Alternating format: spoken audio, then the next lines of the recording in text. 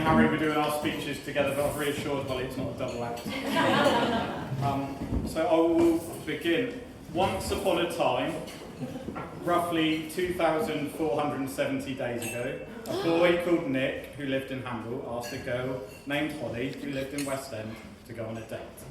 He thought Holly was beautiful, looked like fun, and liked having pictures taken in the hallway of her flat. Well, that was the impression I got from Holly's Tinder profile. Martin's mentioned it, but for those unfamiliar, Tinder is the digital version of locking eyes across a crowded room if that room is full of shirtless selfies, bottomless brunches, and pictures of everyone's job. Anyway, on this date, Holly was on or in for a treat. It had all the hallmarks of a classic Williams afternoon.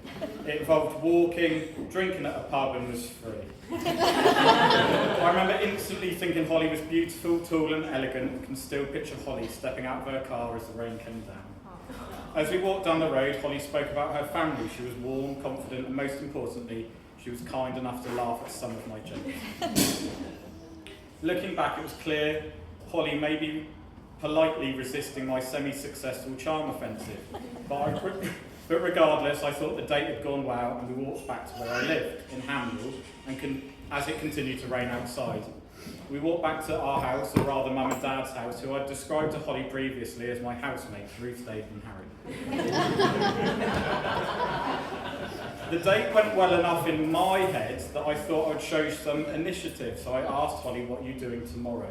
Holly said she was free, so I quickly replied, "Would you want to do something?" Cornered with the rain coming down, likely wanting to just get home, Holly agreed. It's hopefully not a surprise that the story does not end there. We made it to date number 4, or rather I made it to date number 4, where we went for pizza. Incredibly, we shared a pizza, and I don't think we even finished it. How times have changed. Imagine being so engrossed in each other's company that you don't even finish your pizza. And for those interested, it was Holly's favourite, ham and mushroom. I remember chatting for hours and time passing by, and Holly, as ever, looking beautiful. It was at that point I knew I really liked Holly, and whilst I didn't know everything about Holly, what I did know was that she had something about her. Fast forward, and after a few more dates that either went increasingly well or simply wore Holly down, I got the invite to Sophie's birthday. I'd already met Sophie at the flat she shared with Holly. The flat was always incredibly spotless, except from the time there were some duck pancakes on the side. I do feel bad for eating your duck pancakes you left on the way to and I hope you have it in your heart to forgive me. Already forgiven. Back to the birthday, I said I would love to go before realising it meant meeting Holly's lovely parents, now lovely parents, for the first time. I had mixed feelings about this, as Holly had previously said they were a pair of bankers. However, despite what other people said about them, I thought Martin and Jill were quite nice. Actually, I felt instantly welcomed, though I soon realised that it had less to do with me and more to do with the love, warmth and generosity of Holly's family. In fact, I now believe that if Holly had brought someone home like Abu Hamza, they would have welcomed him just the same and asked if he needed his food cutting up. For some bizarre reason, the after-dinner entertainment ended up everyone weighing themselves with scales in the hallway.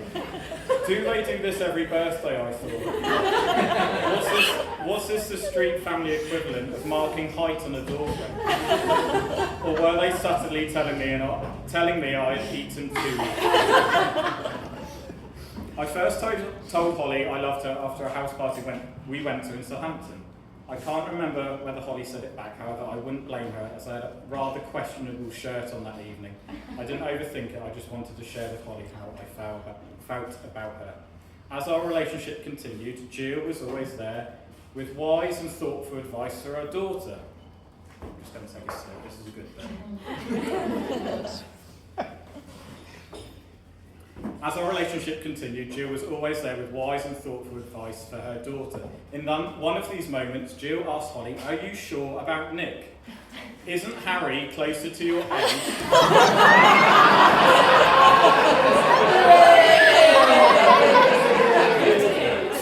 I'll say that again. "Are you sure about Nick? Isn't Harry closer to your age? Wouldn't you prefer to go out with Harry?" Now, there are a few issues with this. Number one, Holly and I were in a happy relationship, or at least I thought we were. Number two, Harry had not been consulted about this proposed present. And most importantly, number three, I was in the room when Jill said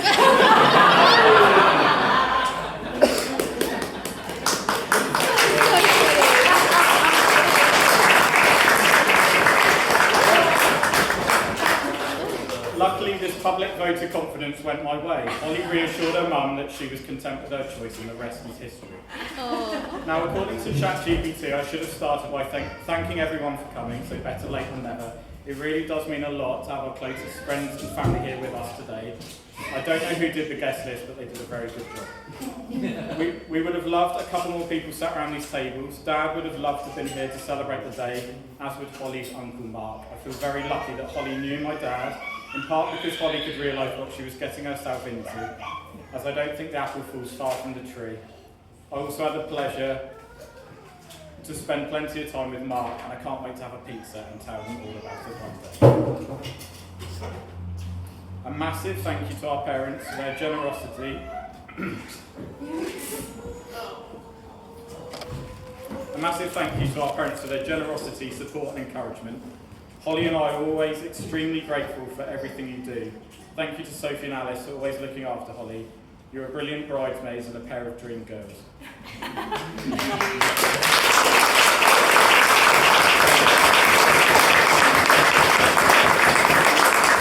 I would like to extend a thank you to some of Holly's family who have come from all over the world to be here: America, New Zealand, Morocco and Japan.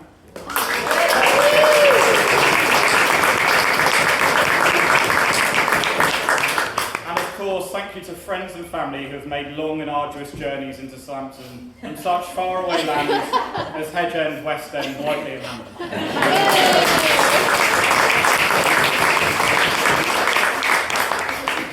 I asked Holly to marry me on Christmas Day. I was extremely excited and couldn't wait to see Holly's face light up. Holly thought I'd put a sprout in a box, which made it even more of a surprise when it was an engagement ring. I was hoping that we'd both be cooking Christmas dinners together in our new home. However, Holly was preoccupied, floating around the house showing.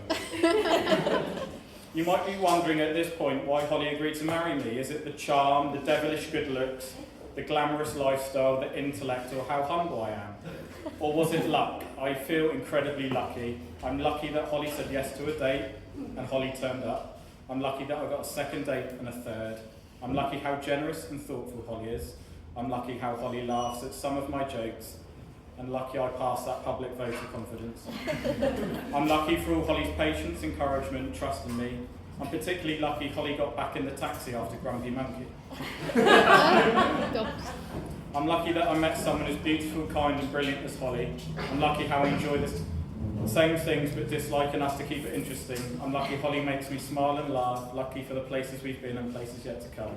I'm lucky Holly organised such a brilliant wedding. I'm lucky that we get to begin this next chapter in life together. And I will always feel very lucky that Holly said yes. When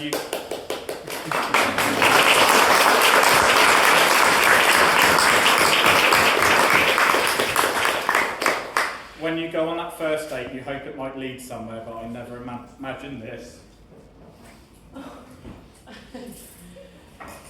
And now, stood here next to my wife, I feel like the luckiest man. So if you'd raise a glass with me, Holly Williams.